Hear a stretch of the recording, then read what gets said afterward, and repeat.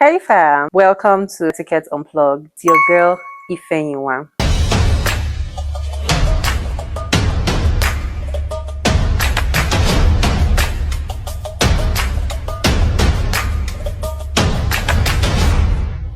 Today I'll be talking about something very interesting: mental health etiquette.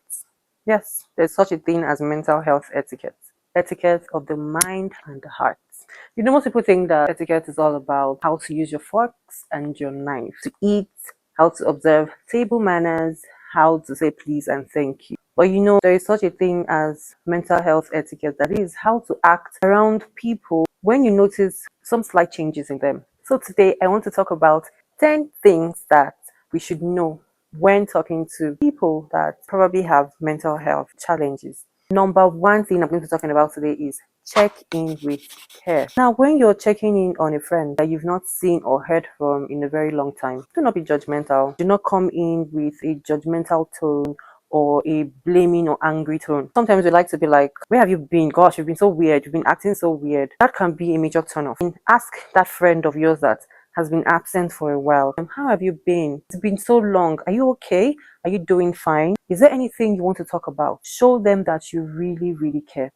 Now that can be an avenue for them to open up and spill out whatever is been in their mind, whatever has been bugging them. Offer support and not comparison. Now when your colleague says, gosh, I'm so tired, I'm so overwhelmed, do not be like, we are both in this office, I'm also tired. Or when they come with you with their problems, do not sound like you have the bigger problem. When a friend or a colleague comes to you with a burden in their heart, offer listening ears. Listen to them. Try to find out what the problem is. Do not compare and start saying that your problem is bigger or more than theirs. That way they know that they can trust you and they have a shoulder to lean on. For that colleague that says it's overwhelmed, you can even support them by saying, say, go home, let me take the rest of your workload. That is one way to show that you really care and to make that person feel welcome. Sometimes you do not truly know what people are going through. Mind your language. We throw in words that we do not know is hurting people. Remember, etiquette is consideration, and that includes in your way of speaking, in the languages that you use. If your friend comes up to you or someone says something to you that you feel is out of the ordinary, come off and say, are you crazy? Why are you sounding like a crazy person? Someone is truly bringing out and pouring out their hearts to you. Do not make them feel like they're going crazy or they're going nuts. Use words like, are you fine? Do you need help? Do you want to talk to someone? Make them feel like their concerns and their burdens are valid. Do not make them feel like they're crazy by saying you sound crazy or you sound like someone who's going nuts. Trust me, they're never going to approach you. They're never going to talk to you again. In fact, they will not even want to speak to anybody about that thing that they're going through because they feel like people will misunderstand them. Respect privacy. It's when someone comes to you with a problem or with something they are going through. That is not the time to run, to chat, to update your status, or to talk to other people about the thing that you're going through. Nowadays, I hear some people have group chats, friend group chats, where they discuss or gossip about other people's problems. That is not going to solve the problem. When someone comes to you complaining or crying to you, please hear them out and please keep it to yourself. Do not go about broadcasting their issues. Trust me, that can do more harm than good. Hearing what they just told you from other people, that can actually end in a very, very terrible way. And I'm sure you do not want to be the cause of someone's probably suicide or something of that sort. So please, let's learn to keep people's problems and what people tell us private. Unless, of course, they give you the go ahead to share their story. Then, of course, by all means, you can. Try to put yourself in other people's shoes. Etiquette is not just eating, like I said. Etiquette is not just table manners. Etiquette is all about consideration. Encourage without shaming. We're not used to therapy. Someone says, I'm in therapy. And the first thing you start laughing, your heart is not strong.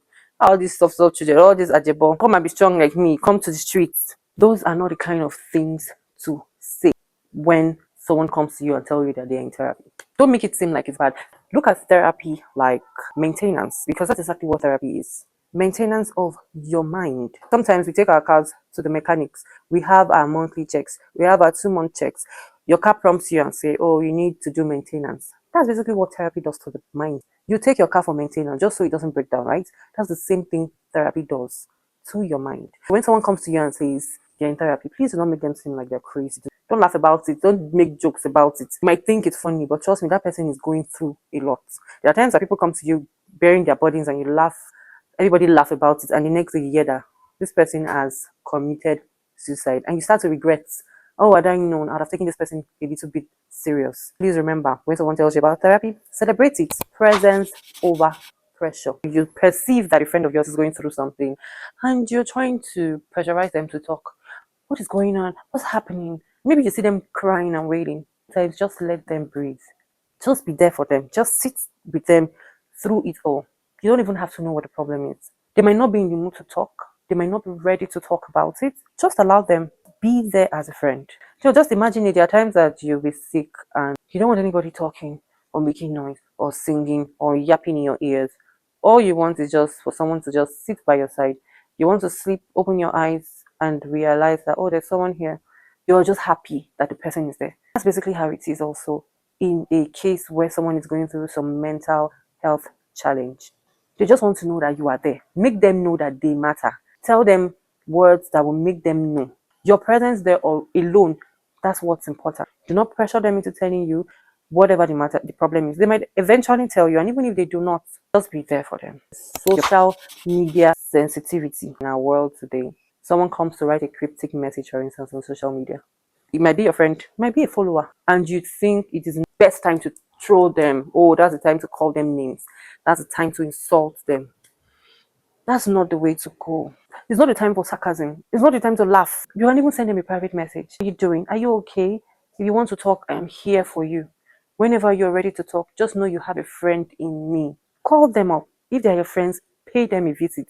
Don't just ignore them or don't just laugh or send emojis, funny emojis, and dismiss their feelings. Please do not throw people on social media. We've seen cases where people post cryptic messages and they are trolled and they are laughed at, and before you know what's happening, they are no more. And everybody say, oh my God, and they were here, they were saying this, and they were saying that. But it's already too late. Be that person that reaches out to that friend. Like I said, it can be a friend, might even just be a follower, or somebody you just come across their post. It is mental health at work. When a colleague, or if a colleague approaches you, or a subordinate and says, I need to take today off for my mental health, do not dismiss their feelings. Their feelings are valid. Please grant them their request. Let them go for that break. Allow them. They need it. It is important to them. They've approached you. Don't say, oh no, you have a pile of work to do. You have so much work to do. You cannot leave your desk. Please go back to your desk. You'll be fine. No. When someone comes to you talking about mental health, please take it very seriously because you have no idea what they're going through. Someone can be bubbling today, but it's battling a lot. So if someone should open up to you, or you even sometimes you might even have a slight idea that this person is not working in their normal capacity today. You can give them a break. You can give them time off just to go cool off, just to go feel better, just to take a break, just to rest. Normalize self-care without feeling guilty. Some of us do not know how to take care of ourselves. Now, it is very important that you take good care of yourself. Self-care is important for both the body and the mind. You need to rest. Self-care can be in different and various forms. You can just take a day off and say, today I'm not going to have my phone. I'm not going to be on my phone. I'm not going to be on social media. I'm just going to rest. I don't want to receive or answer any calls. I want to sleep. Today I want to take a walk by the beach. I want to take a long walk around my house without my phone, without any disturbance. Normalize doing things like that for your mind and your body. Normalize resting. Because if you collapse today, the world will move on. Everybody will move on. That thing you think that without you will not work, it will carry on. In fact, they will find a replacement for you ASAP. Take suicidal thoughts seriously. If someone comes to you and says things about committing suicide, that's not the time to laugh or dismiss them. Take it serious. Talk to them. Counsel them. Advise them to see a therapist. If it's a friend that probably lives alone, mention something of that sort to you. That's the perfect time to say, you know what, I'm going to spend a week or two with this person, talking every day, positive things to this person. That's not the time for them to be alone. Don't be that friend that talks to them today and forget about talking to them tomorrow. No, you have to follow up. You have to keep checking up on them.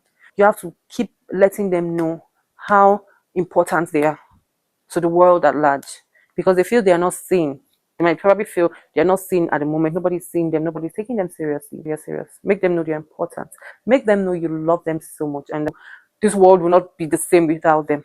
Let them know how important they truly are. Please share these videos to your friends. Share this video to people that need to see it. Share this video so that people understand how it is important to show love to others and how it is very important to take people's concerns and struggles seriously. Once again, my name is Ifeyinwa.